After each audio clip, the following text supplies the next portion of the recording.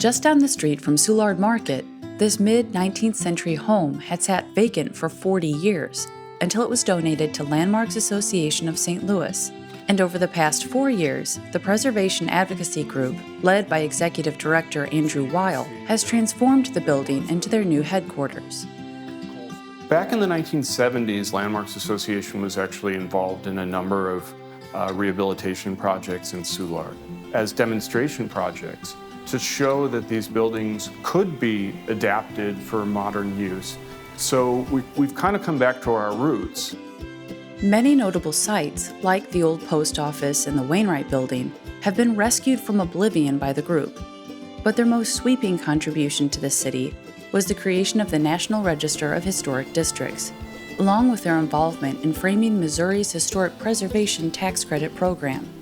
That has had enormous impact on stabilizing neighborhoods that were sliding and were being disinvested in, and also in stabilizing and improving the tax base. The school system and the public services benefit from that. With their acquisition of the site in Soulard, Landmarks embraced the opportunity to give an old building a new purpose. In return, the house began to reveal some fascinating insight into its evolution from a one-room stone cottage to a multi-family dwelling. This is a theory, but I believe that the original component of this building, the little stone cottage, was built by the Soulard's agricultural workers or their slaves, they were slave owners, as a shelter so that they could come out and work on this land, harvesting firewood, probably collecting walnuts and hickory nuts, and probably running hogs out here, possibly cattle.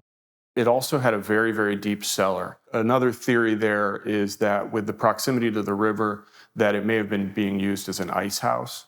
So they could come out in the wintertime and they'd cut ice, bring it up here, store it in that cellar. In the 1840s, the Soulards sold the property to the Hesches, a German family who, like hundreds of thousands of others, had recently immigrated to St. Louis from Europe. And space was at a premium.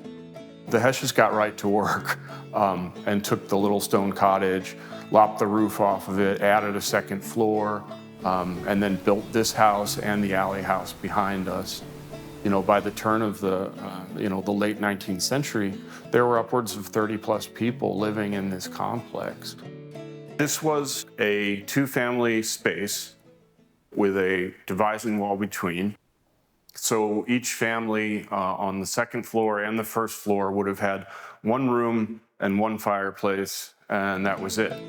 Every space, from the dirt floor cellar to the sweltering attic, was filled with people, and all of them dependent upon one lone outhouse in the courtyard, which was located right next to the water cistern. It's a wonder, in quotes, that we had such problems with, cholera and other waterborne diseases because they put these facilities right next to each other and the water would pass between them. This courtyard would have really been the center of household activity, especially in the summer and hotter months. And you can imagine the clotheslines going across the courtyard, kids playing, and probably chickens, cooking to a certain extent. The courtyard may have provided relief from the cramped quarters inside, but it presented major logistical challenges as crews navigated the small area to dig, put in sewer lines, and pour concrete. Another significant issue were the crumbling walls. P.T. Barnum said there's no such thing as bad publicity. If the front wall of this building had fallen onto the Mardi Gras parade, I think that would have been bad publicity. A major reason for the structural instability was the strange hodgepodge of bricks. Some were sturdy and hard-fired, made to withstand the elements, but these were mixed in with softer bricks that were meant only for interior use. I believe that part of that is because of the 1896 tornado. The church across the street, we have historic photos of that, was almost completely knocked over.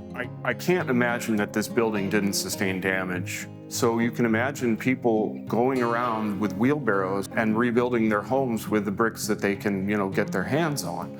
120 years later, that causes problems because the bricks are weathering at different rates. To solve this problem, a whole new internal structure was built, then covered with bricks to preserve the original style of the building. So we started and worked off a photo from the 1890s for the guys to measure from and make sure we hit the number of bricks so that everything lined up the way it did before.